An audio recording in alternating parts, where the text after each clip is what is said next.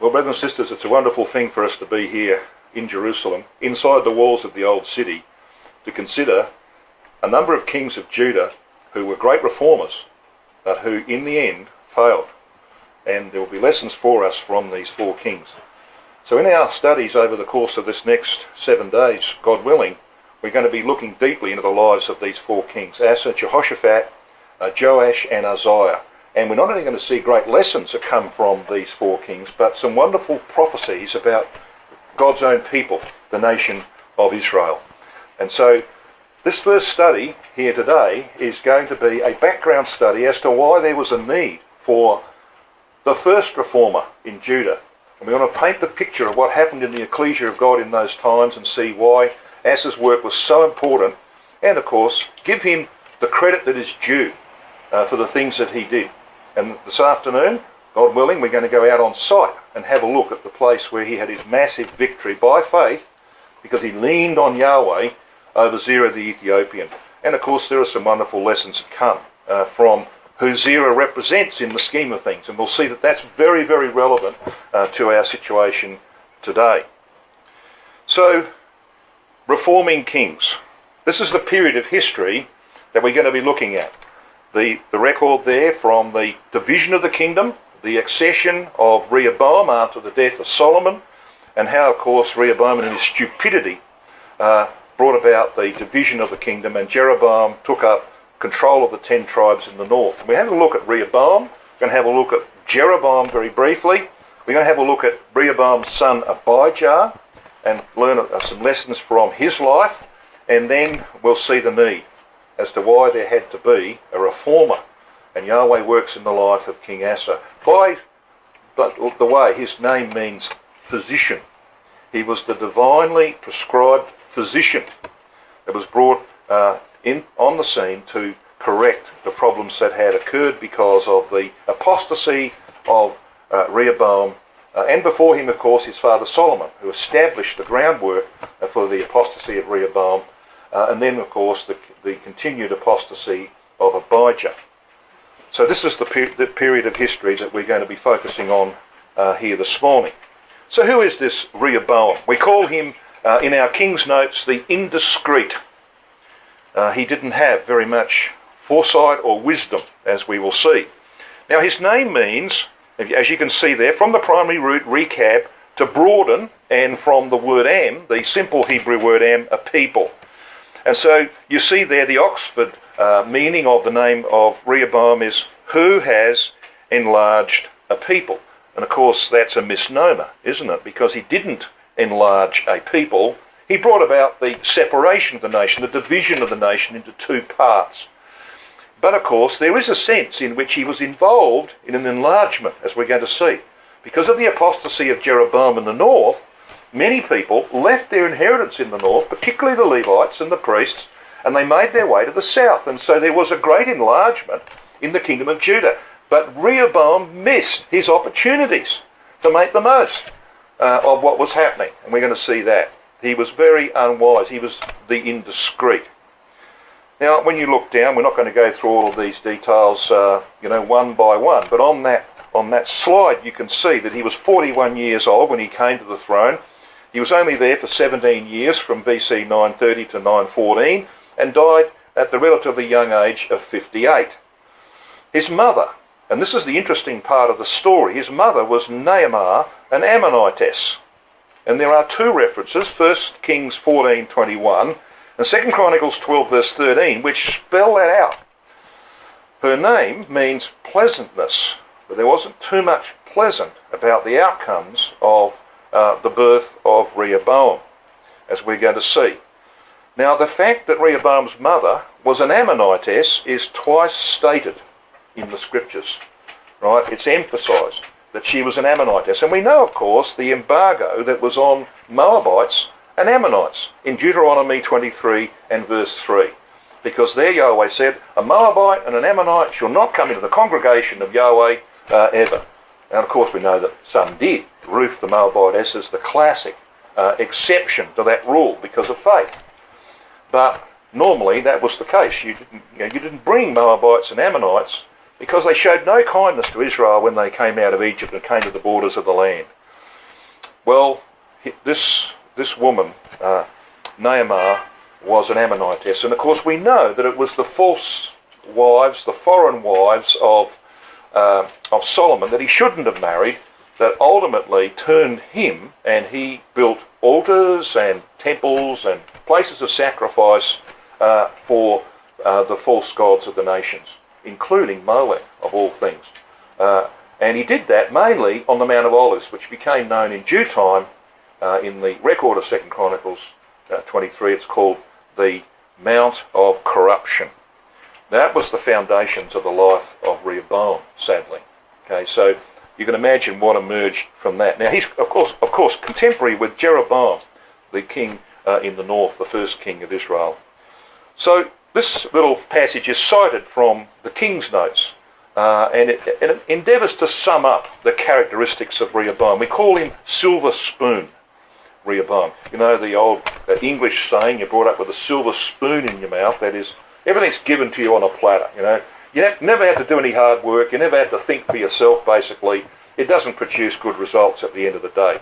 Children who are brought up with some hardship and with some disciplines are the children who ultimately become wiser as adults.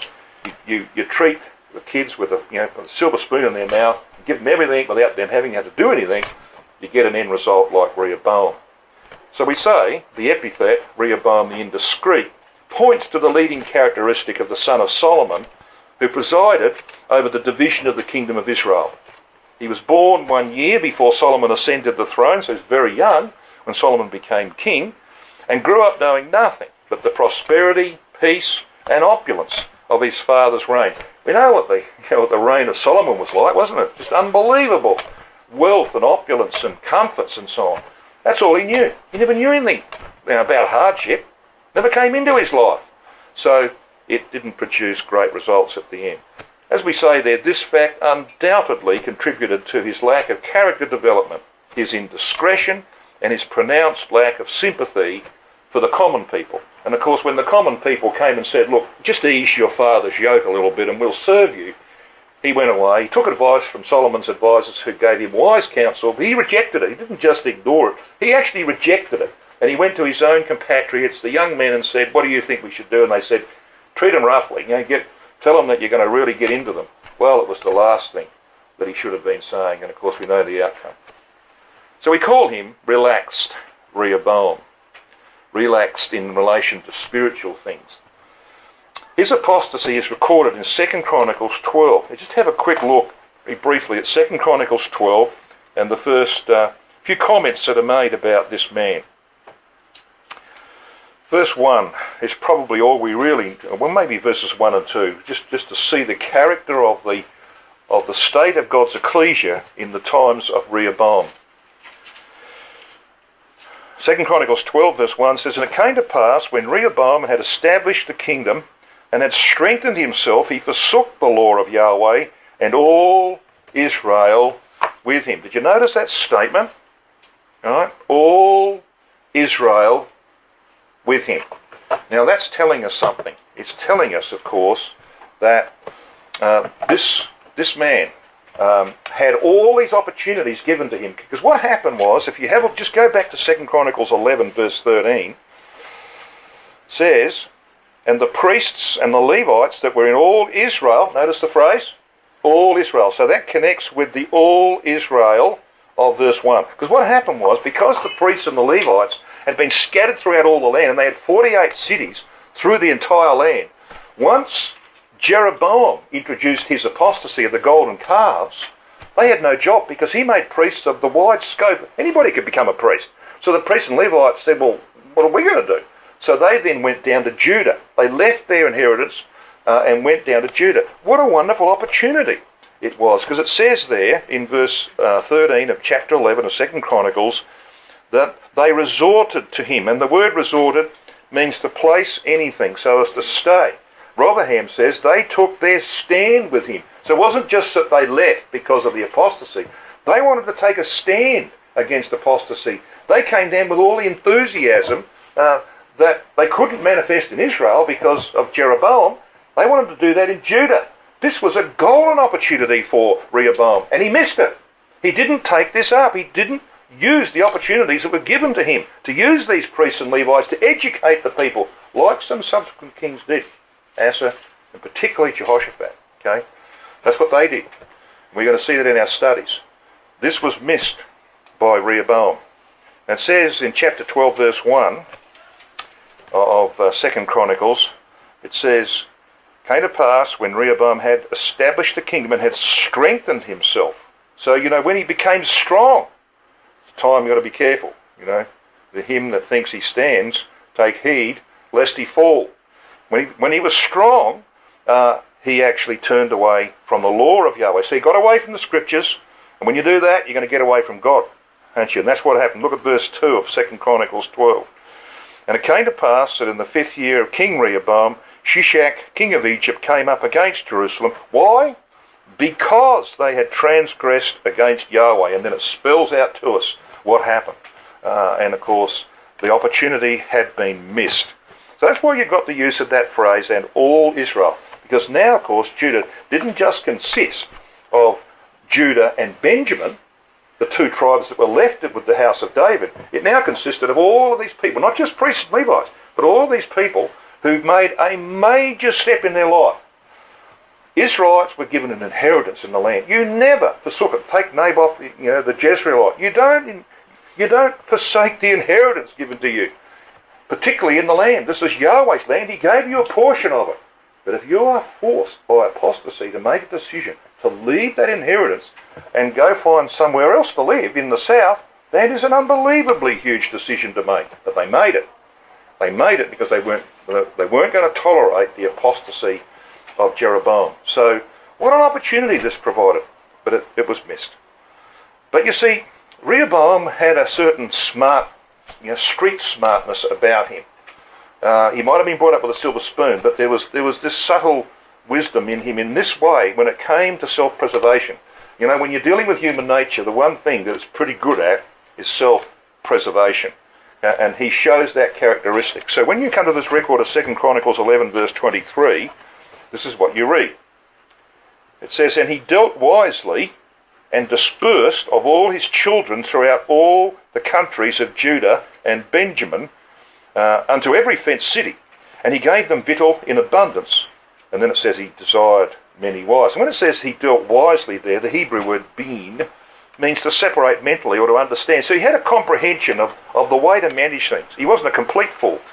So when it came to preservation of his own interests, he was quite shrewd about that. Dispersed all of his children throughout all the country. Of course, if you have a family, a huge family, and they're all together, then arguments ensue and so on. They say if you put two Jews in a room, you get 3 different points of view, at least 3 different points of view. And it's probably true. I saw this when I was coming into the land. I saw it at the taxi stand at Ben Gurion Airport. There's all these people, and we sat there for an hour while they were arguing about how to get people from Ben Gurion to Jerusalem. And I would have thought that's quite simple. You get in the car and you drive. But you see, that's what the Jewish character was like, even then. So he said, well, I'm not going to have all this squabbling in my family. I'll put that part of the family out there and another part over here. They're so far apart, and they have no telephones, so they'll get on with life, and my family will be relatively peaceful. So he was smart, street smart, in a sense, wasn't he? That's what this record is telling us. And he desired many wives like Solomon, in defiance of Deuteronomy 17 and verse 17, because that was the undoing of Solomon, and it was part of the undoing of Rehoboam. So let's just leave Rehoboam for a second. We can see the need for a reformer in Judah there, can't we? Okay. But why was this happening? Why were all these people flooding from the north? We'll come to the record of 1 Kings. We go back to the record of Kings, 1 Kings 12. We'll have a look at Jeroboam. Now we can't, of course, do too much on this because you could spend a couple of sessions on Jeroboam. Let's just see if we can get the essence of what happened in this man's life. Now we know he was a man of great abilities. He'd shown that in the time of Solomon. We know that Ahijah the prophet came along and indicated by giving him 10 pieces of Ahijah's new garment. This was the division of the kingdom, that he was going to get 10 tribes to rule. And we also know that the record says that the only 2 people who knew about that were Ahijah and Jeroboam. But somehow it got out. Now, Ahijah wouldn't have gone around telling anybody, would he? No. So who did it? It was Jeroboam. He couldn't hold the secret, you see. Pride got to him, and he let it out. And so Solomon tried to kill him. So he fled where? To Egypt. What did he bring back from Egypt? We want to see that. Brought back certain things from Egypt. And that's going to be a huge problem. But the real problem was in this man's mind. So let's have a look and see what happens here. 1 Kings 12 and verse 25. Then Jeroboam built Shechem in Mount Ephraim and dwelt therein, and went out from thence and built Peniel. Now, that's interesting. So Shechem is always the place in the history of Israel where choices were made. Essential choices that lead to people's destinies. Okay? You can go right back to its first occurrence in Genesis 12, and Abraham makes a critical choice at Shechem. Right down to John chapter 4, where the woman of Samaria, all right, makes a critical choice at Shechem. And all through, like Joshua 24, Genesis, the record of other the patriarchs, Shechem plays a critical role. Okay? It's where you make choices to accept responsibilities before God. He had some choices to make, did this man. Peniel. Now, another significant place, isn't it? Originally named Peniel, because Jacob said, I have seen Ale face to face, but then it's renamed Peniel. Same name, difference in the grammar. Whereas Peniel is in the first person, okay, it's about Jacob and the angel, right? First person singular, I have seen. Peniel is in the third person plural. Peniel is about what's going to happen in the lives of other people.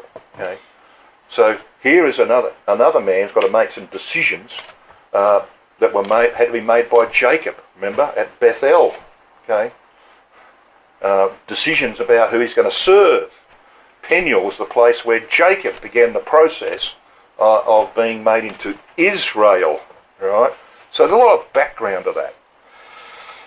It's all about casting yourself entirely upon Yahweh in the hour of need. Because when the angel touched his thigh, he could not walk quickly to catch up with his family. He couldn't save himself. Peniel is about depending on God. Okay? That's why these two places are important. Choices, dependence upon God. So this is the issue that confronts Jeroboam. So look at verse 26 of 1 Kings 12. And Jeroboam said in his heart, now shall the kingdom return to the house of David. Notice where this is happening. In his heart. And of course it's here, in the heart. Which, by the way, I think is very capably defined by Brother Carter when he says that the heart is the deeper part of the mind where character is formed. Okay? It's the real us, the real you and me. This is where we make the decisions as to what we're going to do with our lives, what direction we're going to go. It's about choosing your ultimate destiny. Okay? So he says in his heart, you've got a problem here. Let's read on. He says in verse 27, if this people go up to do sacrifice in the house of Yahweh at Jerusalem, then shall the heart of this people turn again unto their Lord, even unto Rehoboam king of Judah, and they shall kill me, and go again to Rehoboam king of Judah. Excuse me? Really? You see, this shows a lack of understanding and a lack of faith. Yahweh had said to him, I mean, the promise made to Jeroboam is, I think, almost the equivalent of the promise that God made to David. All right? When you look at it, it's almost the equivalent of what God said to David. I will establish your kingdom. If you're faithful, I'll do exactly to you what I've done to David. But he doesn't get it. He doesn't see that he has to throw himself upon God in the face of these political, that's what they are, political difficulties. So when you view these things from a human standpoint, as Jeroboam is doing, he starts to wonder, how can his kingdom be secured while Jerusalem remained the centre of Israel's worship? You know, there's war, there's conflict between Israel in the north and Judah in the south, these two kingdoms. But the people are every male is commanded to go to Jerusalem 3 times in a year. And here we are in Jerusalem at the time of the Feast of Tabernacles, which finished yesterday. Okay, so today's a pretty important day, by the way, the last Holy Convocation, the 8th day. So it's a very important day in the scheme of things, but that's another subject. So here we are at a time, they're supposed to be here, in this place. So that means they're going to, all the males, all of his army, all his soldiers, have got to come down and worship Yahweh in Jerusalem. And so should he. Now that's a problem, isn't it? You think about that. That is a real problem. You have to have utter faith that Yahweh is going to bring you through that. You have no confidence in human ability to overcome that issue. So this is where he's confronted with some choices to make, and he makes the wrong ones, sadly. He says, this is what he says, this is the index to his thinking. They shall return unto their Lord. Excuse me? He was their Adon. All right? God said to him in 1 Kings 11:35, you are their Lord. Okay? I'm making you their Lord. No, he says they'll return to their Lord. Lack of faith. A lack of faith in the divine declaration that was made to him. So we see what's happening in the life of Jeroboam. So what does he do? Look at verse 28 of 1 Kings 12. Whereupon the king took counsel and made 2 calves of gold, and said unto them, it is too much for you to go up to Jerusalem. Behold thy gods, O Israel, which brought thee up out of the land of Egypt. He took counsel. What? With Yahweh? No. With his counselors? No. He took counsel with himself. Right? So in his mind, he's turning over the difficulties, and he makes the decision that it can't work, therefore he's got to take some action to establish his own power. He takes his counsel. Sometimes we do the same thing. We don't go and ask anybody. We don't read the word. We just decide what we're going to do, all right, because of the problems that face us. So there's a lesson to be learnt from that. Always take counsel. Certainly, firstly from the Word of God, but go to those who know the Word of God if you've got an issue that needs to be talked about. Go to them. Ask for some wise counsel. Don't rely upon your own resources. You know what the Proverbs says about that, don't you? Don't lean on your own understanding. Okay, that's not going to get you anywhere. And here's a classic case of that in the life of Jeroboam. Now, it's interesting. He made 2 calves of gold, just like Aaron did. See, Aaron brought this product out of Egypt, didn't he? And what Aaron did was, he says, well, Israel, this is the God that brought you out of Egypt. So he represents Yahweh by a golden calf, breaking the 2nd commandment, if not the first. Okay? Well, it's been done before. So Jeroboam, who's just come out of Egypt, because the only time he can come out of Egypt is when Solomon's dead, okay? He's just come out of Egypt.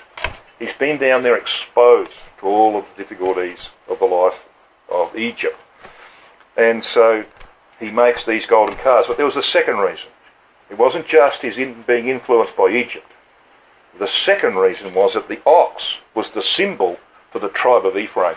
You know how the 4 square encampment, you had your principal tribes, and each one of them was represented by a face of the cherubim. And the symbol, the face of the tribe of Ephraim, who was the leading tribe on that side, on the western side of the camp, was the ox. So this has got nationalism in it. This is about politics. This is about him saying, well, we're the tribe of Ephraim. See, I'm from Ephraim. He was from Ephraim. He was an Ephrathite. That's his tribe. So he's actually setting up a political structure here, as well as with this religious tinge to it from Egypt. But then he says this. We just read these words. He says to his people, look, this business of going up to Jerusalem 3 times a year, that's just too hard. I mean, that's an unreasonable demand that God's making here. I think we should moderate this a little bit. I'm going to put a golden calf in Bethel. I'm going to put one up the north in Dan, okay? So wherever you're closest to, you can just wander up there once in a year on my new feast. Instead of having the Feast of Tabernacles on the 15th day of the 7th month, we'll put it onto the 15th day of the 8th month. All right, so you can you can go on holidays until then, and this is the time. See, so he's made life a lot easier when it comes to religion, which of course people love, don't they? You start bringing in social things, and you start bringing in sort of like, they don't have to bother with doing daily readings, and like, leave the study classes out. That just as long as you come to memorial meeting, that'll be fine. All right, you start doing that. The flesh says, oh, terrific, but it doesn't stop doing things, does it? It'll find something else to do. And that's exactly what happens here. Look what happens. Because it says this thing became a sin. And he set these 2 calves in 2 special places. Bethel, which means The house of God. I mean, all the things that happened here. Jacob named this place the house of God. And we know from 1 Timothy 3, verse 15, Paul picks this up and he says, this place represents the ecclesia, right? The pillar and ground of the truth. He's picking up the pillar that Jacob propped up that had been his pillow. And he poured oil on it. This was the foundations of the ecclesia of God. Okay? What a place to be setting up a golden calf. It was about 18 kilometres for Canadians and 11 miles for Americans north of Jerusalem. In this very, very significant and strategically placed location. Bethel's significant in history, of course, we all know. Genesis 12 verse 8, Genesis 28 verses 11 to 19, spell that out. And the other he put in Dan, which of course appropriately means judgment. And it became, later on in Judges chapter 17 and 18, it became the place of Israel's first great apostasy, when they set up the religion of Micah with his priest, the grandson of Moses, Jonathan, up here in the north of Israel in Dan, which we hope to go to in the course of this time in Israel after the Bible school, God willing. This thing became a sin, it says in verse 30. See down there in verse 30? This thing became a sin, for the people went to worship before the one even unto Dan. Right, interesting, isn't it? Rotherham translates it, and the people went before the one as far as Dan. Now that's significant because we're talking about distance here. Dan was 124 kilometres or 75 miles from Shechem, which was at the time, the centre of the government of Israel in the north. While Bethel was 32 kilometres or 20 miles to the south. Okay, Jerusalem being another 18 kilometres or 11 miles over better terrain. So if you're going to go from, let's say Shechem is your home base, you're going to go from Shechem to Jerusalem, it's not all that far. But if you're going to go from Shechem to Dan, it is a whole lot further, as you can see on the map.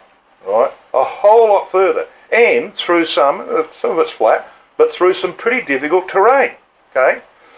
So, see what this record is saying? This thing became a sin because they went to the one that was further away. Far more effort to get there. This happens. This happens. When you say to people, look, I don't think we'll have so much intense study of the Word of God. We might just have a social activity, but this social activity is a 3-hour drive away. The Bible class is only a half-hour drive away. Guess what the people that really want to have social activities or have a great time will do? They'll drive the 3 hours through traffic, but they won't drive the half hour to the Bible class. Got it? That's human nature. You let it off the leash and you say, look, this is too hard. This stuff about serving God, 100% of the time, that's just too hard. He just wants you to serve him, but he recognises you can do other things as well. So why don't we just back it off a little bit? And we'll have this activity over here. But to get there, you've got to spend money and time and effort. People will spend the money, the time and the effort, but they won't do the simple thing of going to listen to the Word of God. That is human nature. Right? It's happened over and over again in human history. So we need to learn that lesson too. Right? It's not all that easy, is it, to go to all the ecclesial meetings and get all the kids in the car and go off. It's hard. We've been through it. We know. All right? It's not all that easy. But, you say to the kids, listen, we're going to go and have a great holiday somewhere. No problem getting them there. None at all. Okay? That's how we are. Let's turn now to Abijah. We've seen Rehoboam. We've seen the apostasy of Jeroboam. We've seen why it was that many of the Levites and Israelites came down from the north and joined Judah, and they were growing in number. Problem was they weren't growing spiritually. But along comes this man Abijah. He's the son of Rehoboam. Actually, that should read he's called Abijam. Yeah, he's called Abijah in Chronicles and Abijam in Kings. Okay, so his name means, Abijah means Yah is his father, and Abijam means father of the sea, or father is of the sea. Well, I think Abijah is probably the correct name. Yah is his father, which of course again is a misnomer. Rehoboam was his father. Rehoboam the apostate. And he follows after his father. He doesn't do anything to change the quality of spiritual life in Judah. He's not there very long, thankfully, 3 years. His mother's name was Maacah. Now, just keep this lady in mind, Maacah. She's going to play a very important part in the life of King Asa. We're going to see that in our next study. So, here is his mother, Maacah, who was Rehoboam's favourite wife. Of course, he was contemporary with Jeroboam. Now, what happens in the life of this man? Let's go to 1 Kings 15. Let's just see if we can just grab the essence of the character of Abijah. As you can see from the title of this slide, he was blind and hypocritical. And 1 Kings 15 verse 6 is the key to his life. Because it says this. So it's an amazing statement, really, because this chapter, if you begin reading it, it's talking about how he comes to the throne. And he reigns for 3 years in verse 2. Verse 3, he was not perfect of heart with Yahweh his God, which we'll come to a bit later on. And then in verse 6, we read this. And there was war between Rehoboam and Jeroboam all the days of his life. Really? What does that mean? It just told us that Abijah is now the king. Rehoboam is dead. He's gone. So why would it tell us that there was war between Jeroboam and Rehoboam all the days of his life? Well, because that's what formed his character. He grew up in the atmosphere of combativeness. Right? Can you imagine what it was like sitting around the table of Rehoboam after the kingdom was divided and he wanted to go and get it back, and he formed this army and he went out there and Yahweh says, "Hey, get out of here, close it down. You're not taking Israel back. I promised it to Jeroboam." Okay? You imagine what it was like? He would have sat there and said, "Oh, things are wonderful." Around that table, the discussion would be about hatred. Hatred for Jeroboam. Revenge.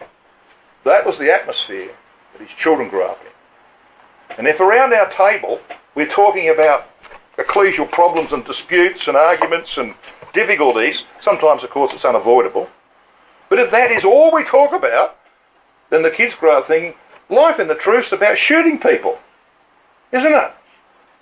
It's about argument and contest and combativeness. Forms character, forms attitudes, and we see it in Abijah. That's why it's in the record. It's telling us this is what produced this man, his upbringing. We're all produced by upbringing. The outcomes, of course, depend on the choices we make ultimately, but we're all products of our environment, products of our upbringing. And so that's going to be what we have to make decisions about later on in life. Well, he, of course, comes out with all of this stuff about how he and Judah were upholding the law of Yahweh, which simply wasn't true. Verse 7, he was a man of war. It's following on from verse 6. Now the rest of the acts of Abijah and all that he did, are they not written in the book of the Chronicles of the kings of Judah? Notice what it says here. Look at the end of verse 7. Now there was war between Abijah and Jeroboam. See? So just like there had been war between Rehoboam and Jeroboam, now there's war between Abijah and Jeroboam. So he carries on in the footsteps of his father. And what he does, he collects his army to recover the 10 tribes of Israel back to Judah. He was outnumbered 2-1, and of course he makes these statements. So we need to come to the record of 2 Chronicles to see his speech. The speech that he makes on Mount Zemaraim. 2 Chronicles chapter 13. He says, he stands up, as you'll see there if you just look back and see in verse 4, Abijah, he's got this army of 400,000 and Israel's got 800,000 men. So he's outnumbered 2-1, and he stands up in verse 4 on Mount Zemaraim, which is in Mount Ephraim. So he's up in the territory of Israel, and he said, "Hear me, thou Jeroboam and all Israel." And he makes this lengthy speech about how Judah was upholding the things of the truth, which wasn't true. But he does make one correct statement, and that's the one in verse 8. "And now ye think to withstand the kingdom of Yahweh in the hand of the sons of David. And ye be a great multitude, and there are with you golden calves, which Jeroboam made you for gods." He's right on that. Okay. Now, even though Judah was in apostasy and Abijah was blind and hypocritical, guess what happens here? Yahweh saves him from Israel. Right? Because there were some good things in Judah. There wasn't too much good in Israel in the north. So when it came to a choice by God, he preserves Judah from destruction at the hand of Israel. So he intervenes to save this man, even though he's a hypocritical man. So there are some glaring weaknesses in that nation which he doesn't see. He could have done something about them if he could see them. But like his father, he was blind to Judah's idolatry, their apathy and their laxity, which had carried over from his father's reign, and he'd done nothing to eradicate that. So can you see the need as to why Judah needed its first reformer? Yeah, I think we can see it. And here he is, Asa. Look at his name there, physician. The spiritual physician that God raises up to recover his people Judah from the apostasy that had been begun by Solomon, was carried on by Rehoboam, and was blindly carried on by Abijah. Now, he's first mentioned in 1 Kings 15 and verse 8. His last mention, sadly, is in Jeremiah 41 verse 9. It makes reference to the trench that he dug to defend himself against Baasha, the king of Israel. Now, we'll come to that story a little later on. That's where the decisions were made in Asa's life, where the wheels fell off for him, when Baasha blocked the border and basically attacked Judah. And we'll come to that later on. So he reigned, however, for a long time, 41 years, from BC 911 to 871. Now, here's a significant fact. If you look at the record of 1 Kings 15 verse 10 or 2 Chronicles 15 verse 16, so just come to 2 Chronicles 15, 16, it's over the page, chapter 15 of 2 Chronicles, it says in verse 16, and also concerning Maacah, the mother of Asa the king. Now, she wasn't his mother. She was his grandmother. Okay? So there's got to be reasons for this, and we'll come to this lady later on and see what she did.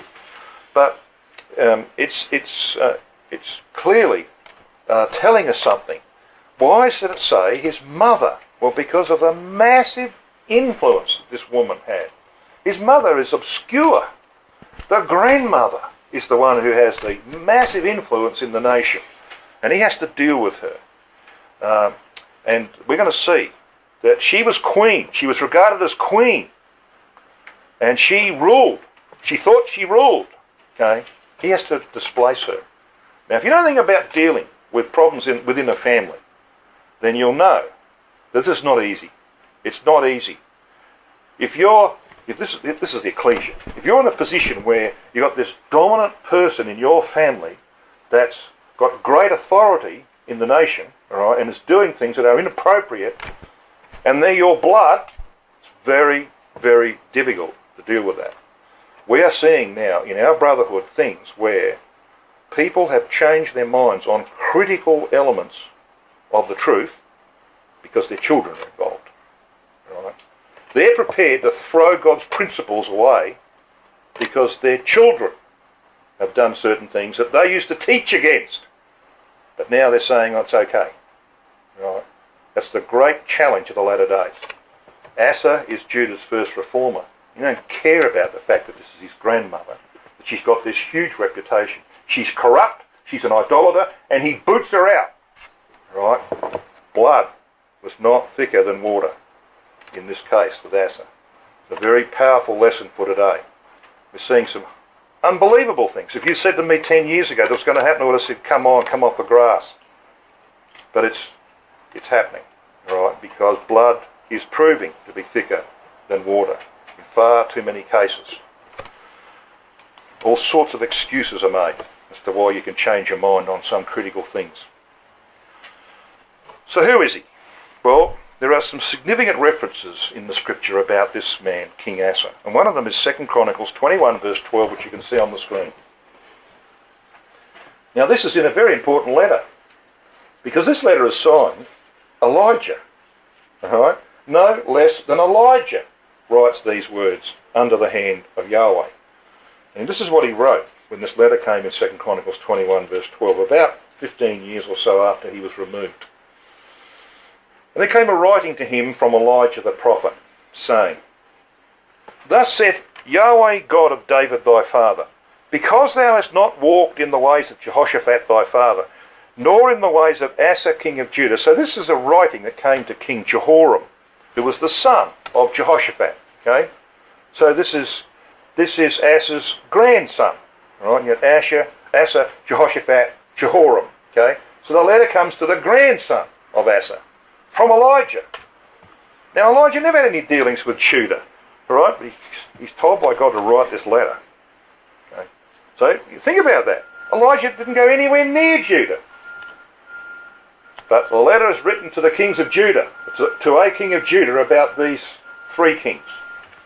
So it's telling you something about how God felt about Asa and Jehoshaphat. So that's a very significant reference. His contemporary kings were Jeroboam, Nadab. Look at the changes going on here in the north. Baasha, Elah, Omri, and Ahab. All right, so Asa's around for 41 years. In that 41 years, Israel in the north in a state of flux. One dynasty's out, another one comes along, and then they're out, and you've got the development of the most powerful dynasty in Israel's history, the Omrid dynasty. And we'll talk about Omri and Ahab a little later on in our studies and see what happens when Judah and Israel come together by compromise with the house of Ahab. We'll see how important those lessons are a little later on in our studies. So you get a bit of a feel for the quality of this man, Judah's first reformer. Now we spoke about this last evening, this question of being perfect in heart. Look at 2 Chronicles 15 and verse 17.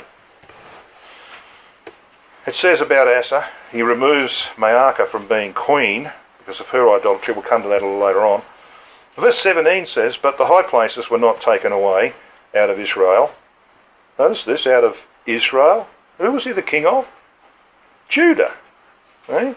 So you've got to read it carefully. It's telling you that Judah now consists of all the tribes, right? Because all these people would have flowed down from the north, see? So it's a conglomeration of all the tribes. Then it says this, Nevertheless, the heart of Asa was perfect all his days. Now, sadly, we're going to see, of course, in chapter 16, that he loses his faith. He does not put trust in Yahweh anymore like he did in the overthrow of Zerah the Ethiopian in our second study later on. He doesn't put his faith in Yahweh again. He goes to a foreign king to get help. And when Yahweh intervenes and tries to steer him back to his faith, he rejects that intervention. He locks up the prophet in the stocks, and so he gets struck in the feet. And when in his distress, he could go to Yahweh for help, he doesn't. He goes to the physicians. That's what his name means. All right? He goes to human physicians. And so he dies a tragic case, does Asa. So it's a sad ending. But what does this mean? That his heart was perfect all his days. Well, we saw last night what that means. The word perfect here is shalom, which means to be complete or to be safe. By contrast, Solomon's heart was not perfect, we read, with Yahweh his God, as was the heart of his father David. That's the testimony of 1 Kings 11, verse 4, because Solomon recognised false gods. Okay? So his heart was not safe. Great lesson, this, isn't it? You can go back to Deuteronomy 18, verses 10 to 13, which make that point. Let me just read that out to you. Deuteronomy 18, verses 10 to 13 say, There shall not be found among you anyone that maketh his son or his daughter to pass through the fire, to Molech, for example, or that useth divination, or an observer of times, an enchanter, a witch, or a charmer, one with familiar spirits, a necromancer. For all these are abomination to Yahweh. Then it says in verse 13, Thou shalt be perfect with Yahweh thy God. There's our word. So what is it? It's about who you serve, what gods you serve. So while Asa failed in faith, he never turned away to false gods. Right? He never went back to worship the gods of the nations, even though he didn't have the trust and the faith in Yahweh that he'd had in former years. So that's why it says he was perfect all his days. So in summary, thus it means that though Asa lost his faith and trust in Yahweh at the end of his life, he never turned away to worship or recognise strange gods. Well, that's the end of our first study. And it's an introduction, of course, to what will come. And we're going to have a look a little later on at this man's life. In another 2 segments, we're going to have a look at his great reformation, the greatest in Judah's history, and then, sadly, the failure at the end of his life. So we'll leave it there for the time being.